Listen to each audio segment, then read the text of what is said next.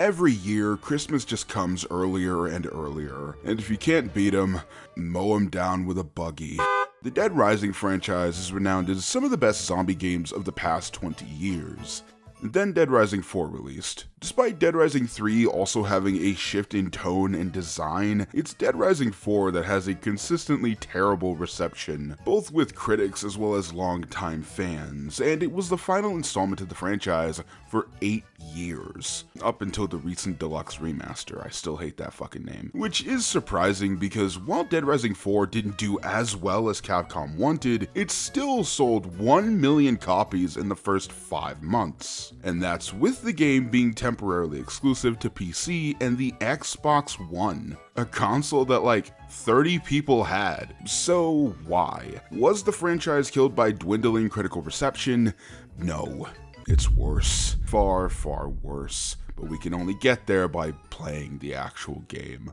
Going into Dead Rising 4, I was cautiously optimistic. I tend to be a little more forgiving with unpopular games, plus I just love the Dead Rising formula of action mixed with the survival roguelike mechanics. Also, we just don't have enough AAA games set during Christmas. So, quite literally, everything should be in this game's favor. It's even got Frank West returning as the main protagonist, and the game is set back in Willamette. It's just like the first game.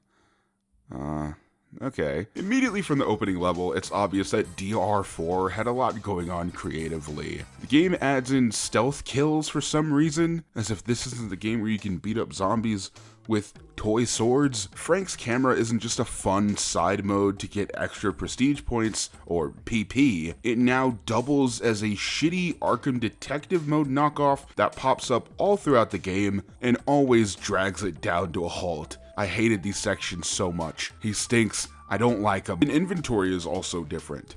Gone are the open slots that can be filled with whatever you as a player deem important. Now there's specific item slots that can only allow you to have 4 of each weapon type.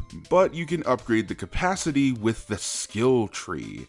Like it's fucking Dead Island. Also, pretty much all of the survival mechanics that made the gameplay formula what it is are gone. So the game is pretty much now a horde mode shooter, closer to a World War Z, or yes, a Dead Island. Unsurprisingly, Dead Rising 4 is one of those games that has attained the infamous status of, it's not a bad game, but it's a bad insert franchise game. Essentially boiling down to some people saying that it's fun to play, but doesn't fit into the confines of the franchise it's set for itself. And honestly, as I continue to age, this is a sentiment that I agree with less and less. Franchises can and should experiment with what we expect from them. Even long-standing ones that have built an iconic and recognizable formula. Changing up things for a new game is not the issue. It's about whether or not the changes and additions feel cohesive. And Dead Rising 4 is not a cohesive game. Just looking at the story is a very clear indicator. The inciting incident of Frank returning to Willamette is that his student, Vic, gets him to investigate this military camp and expose it for a story, only for both of them to discover that this private military is forcing scientists to recreate and study the zombie apocalypse. Only for Vic to suddenly have a change of heart after seeing zombies for the first time, and abandons Frank once they both escape.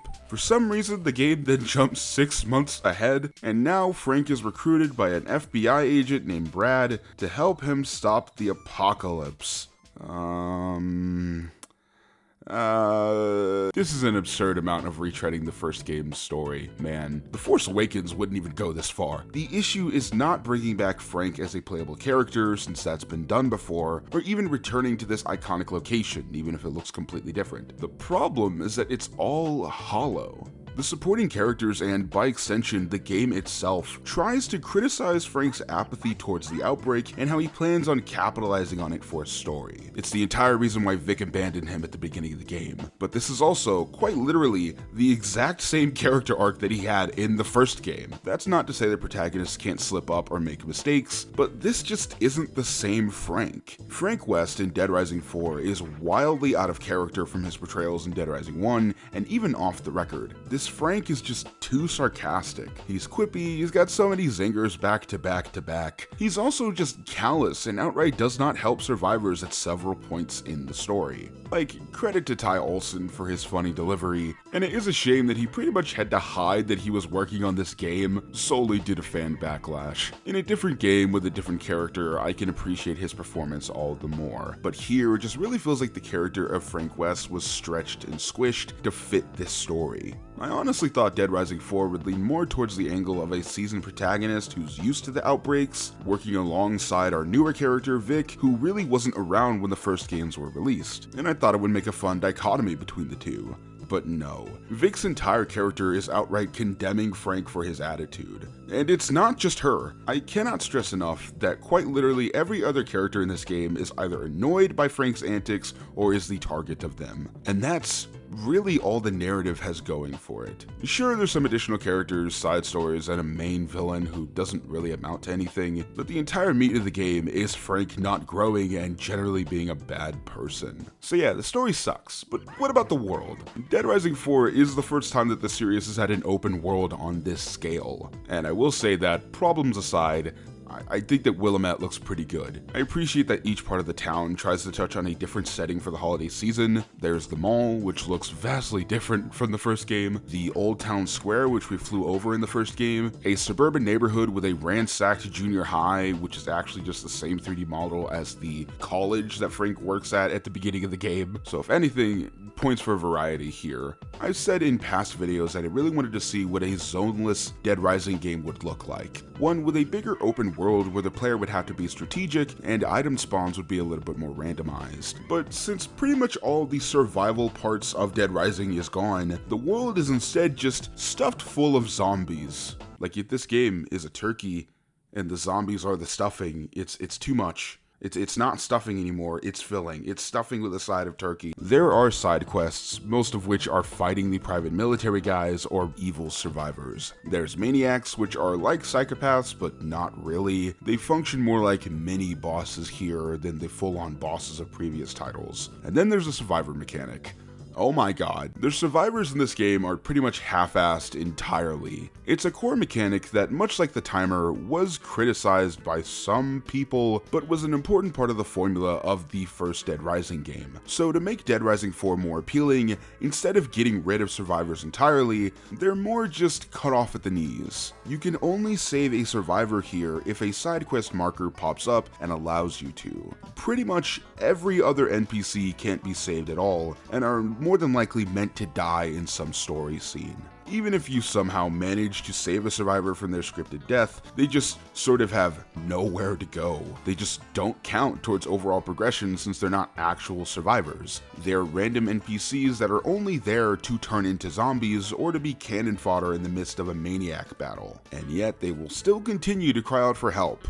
Which is very, very annoying. It's almost as if every single NPC was just programmed to be like the survivors from the introduction sequences in past Dead Rising games, where they are simply bodies to raise the stakes. But the entire reason that those moments worked is that they were an interesting juxtaposition. It's a comedic trope that people are gonna die in ridiculous ways in a horror movie, but those survivors are interwoven in such a way that you do begin to care about them. So when the game gets too difficult and they do die or begin to turn into zombies, it matters. So it's just really ironic that the game criticizing Frank as someone who dehumanizes the victims of atrocities for his own gain is doing that exact thing. There's some more stuff in the open world I can nitpick about, like the timer's still gone after being removed from Dead Rising 3, but randomly some side quests will be time sensitive without letting you know at all. However, like I hinted at earlier, the biggest issue with the entire game is a total lack of cohesion. Dead Rising 4 wants me to explore and do lots of fun side quests in the open world, but there's absolutely no incentive to do all that.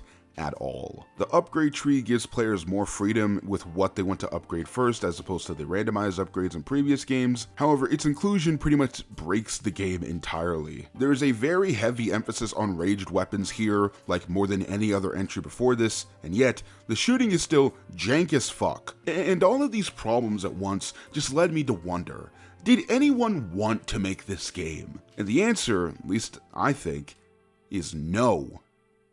Dead Rising as a franchise is weird because despite some fans having this weird, sort of fetishistic outlook on the Japanese games industry, only the first game was developed by Capcom Japan. Every other entry was made by one studio, Blue Castle Games, who would eventually become Capcom Vancouver. Yes, that includes Dead Rising 4, and that just confused me all the more.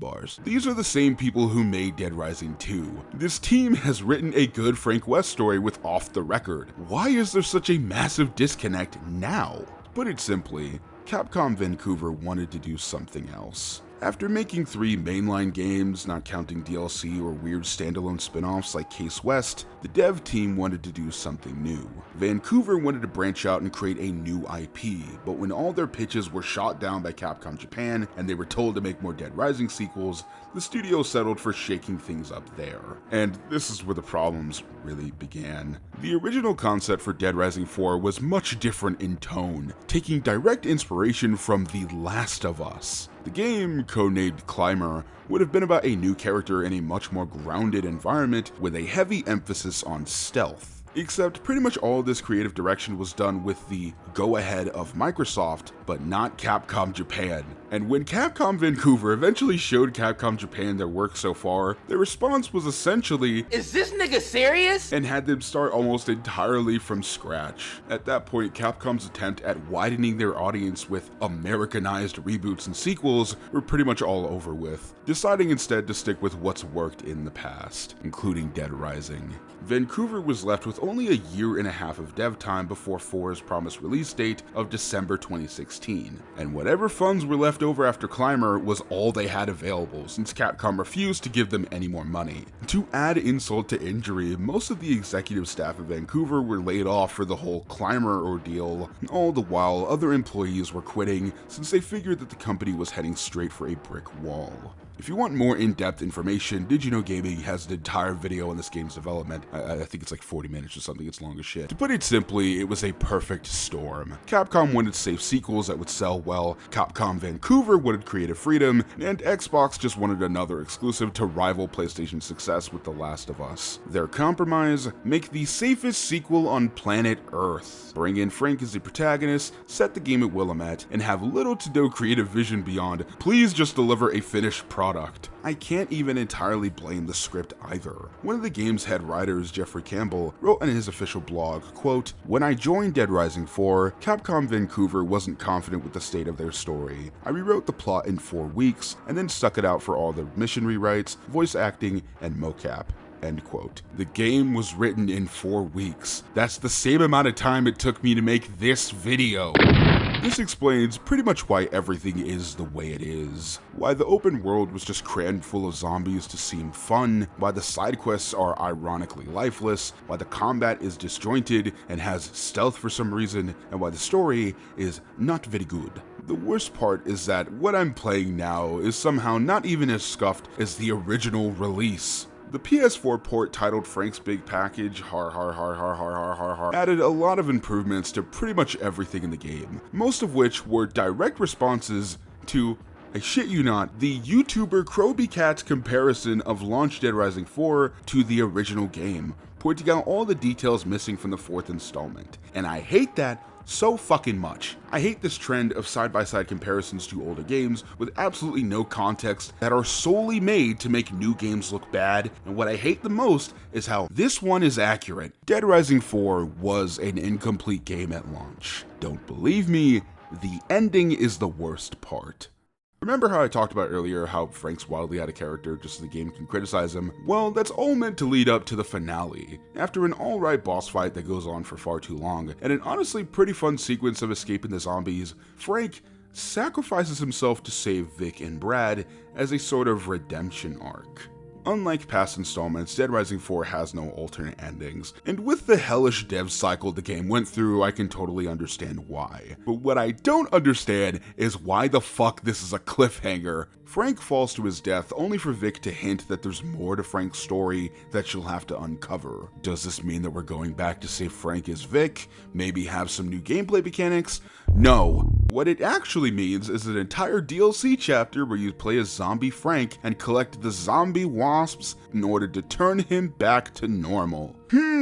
Where the fuck have I seen this before? This is a beat-for-beat carbon copy of Overtime mode from the first Dead Rising with the addition of zombie powers to ease the blow. The only reason that Overtime mode even works in the original game is because it was included in the fucking game. It was meant as a surprising, fulfilling ending for players who were able to achieve the complete requirements for ending A. Shit, that was a run-on sentence. But 4 has no alternate endings, nor difficult complete requirements beyond just finishing the missions. And Frank Rising is paid DLC, meaning that on Xbox and PC, you still have to purchase the true ending of the game for an additional $10.